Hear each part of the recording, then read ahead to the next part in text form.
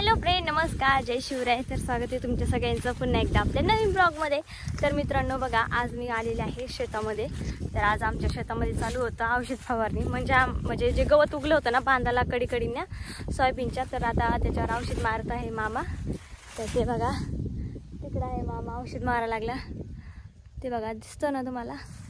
तर आता आम्ही चाललो आहे खाली शेतामध्ये वेढा करण्यासाठी, बघण्यासाठी. तर आता हे बघा अशी काही आमची सोयाबीन आलेली आहे. तर बघा मित्रांनो कशी आली नक्की सांगा.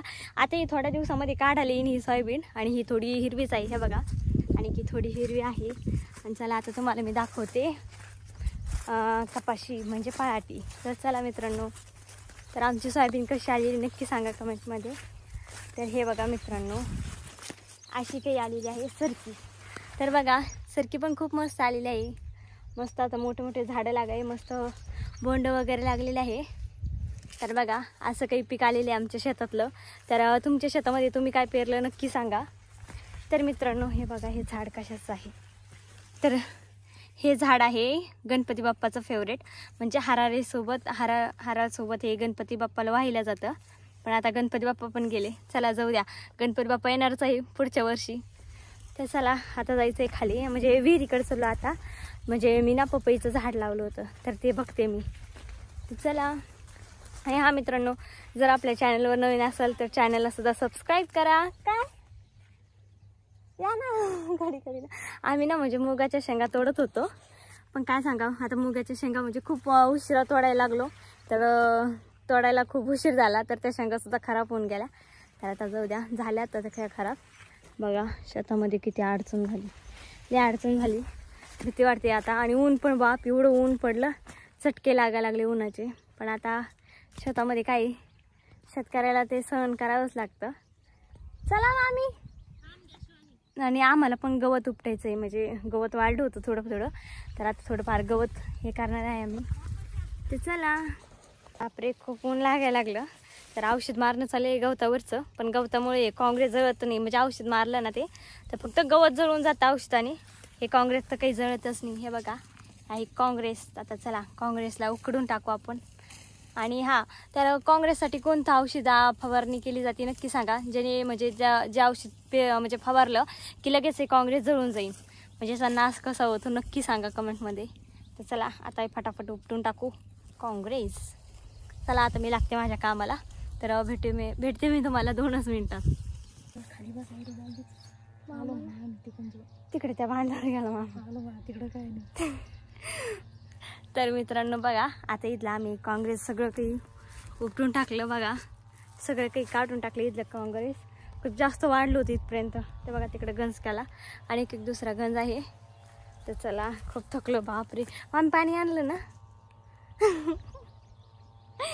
तर चला जाऊ द्या, आता पाणी वगैरे पिऊ. परत आम्हाला मधल्या बांधावर जायचं आहे. म्हणजे त्या बांधावर सुद्धा एवढं गवत झालेलं आहे. काँग्रेसच आहे, तर काँग्रेस औषध मारल्यामुळे लवकर जळत नाही आहे. तर आता ते उपटायला चला, आता ते काढून टाकू ते गवत. तर चला आता, चला मित्रांनो जाऊया खालच्या शेतामध्ये. हे काय मी साईचे काटे 1-2 आहे. हे बघा मित्रांनो, इथं भेटले मला साईचे काटे.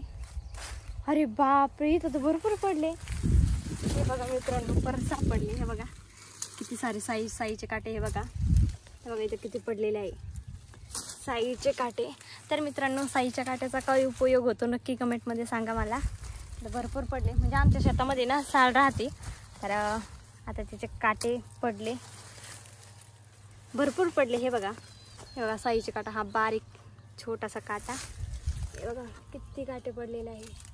1 2 3, म्हणजे 3 4 5 6 7 8 9 10 11 12, नक्की 15 काटे पडलेले. तिकडे सुद्धा बारीक बारीक धरले मी त्याच्यामध्ये. बघा हे एवढे काटे सापडले साई. मित्रांनो बघा, आता मी आलेलं आहे लिंबाच्या खोड्यामध्ये. म्हणजे आम्ही या शेताला लिंबाचा खोड म्हणतो. तर बघा आता या शेतामध्ये आलो, आणि आता आम्हाला परत विहिरीकडे जायचं आहे. आणि या सोयाबीनमधून कसं जायचं, आता रस्ताच नाही आहे सोयाबीनमधून जायला, आणि भीतीसुद्धा खूप वाटते. तर बघा, अरे यार मी तर खाली बघितलंच नाही. बापरे, हे बघा मित्रांनो इथं किती साईचे काटे पडलेले आहे. म्हणजे आमच्या शेतामध्ये ना साळ आहेच. हे बघा खूप सारे काटे पडलेले होते. हे बघा किती आहे.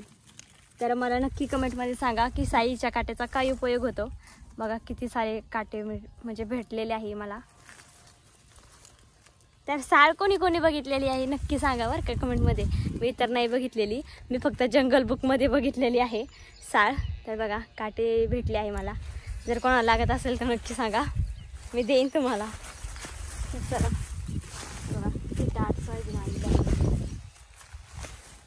बापरे, अरे हे बघा इथं पण भरपूर पडलेले आहे. हे बघा इथं पण सापडले. हे बघा इथं पण दिसले मला काटे. हे बघा इथं इथं तिथं काटे भरपूर पडले.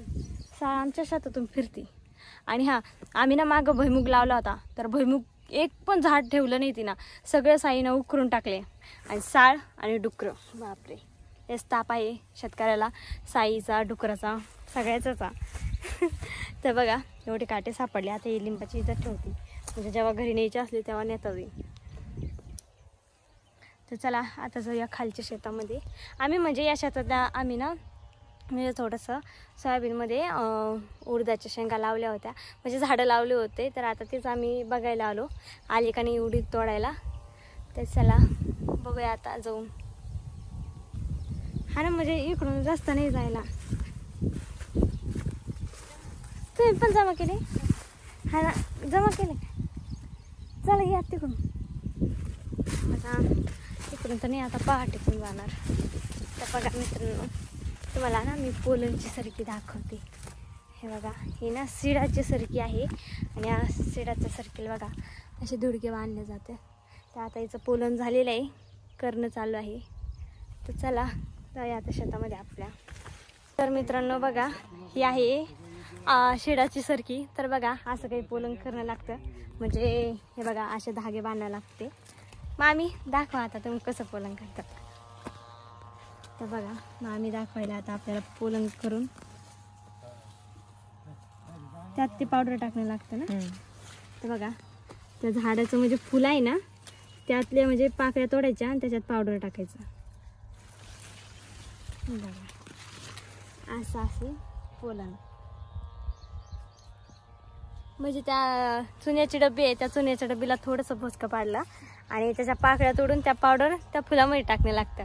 तसं असतं पोलन. सागरात कोण देतो याच्यात मुडाला बघा. आणि मग हे धागे कशामुळे बांधले? ते याची मातीचे झाड ओळखू यासाठी. हा का. तर बघा झाड ओळखू येण्यासाठी धागे बांधले जाते.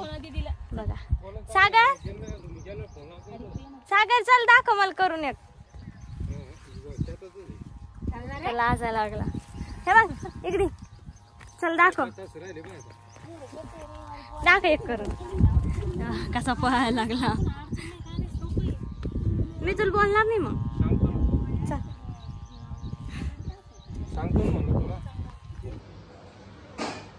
तर बघा मित्रांनो, आता मी आलेले आहे घरी, आणि आम्ही ना म्हणजे शेतातून सोयाबीनच्या शेंगा आणल्या होत्या. तर बघा आता मस्त याला उकडलेल्या आहे, मस्त गरम गरम वाफा सुद्धा चालल्या.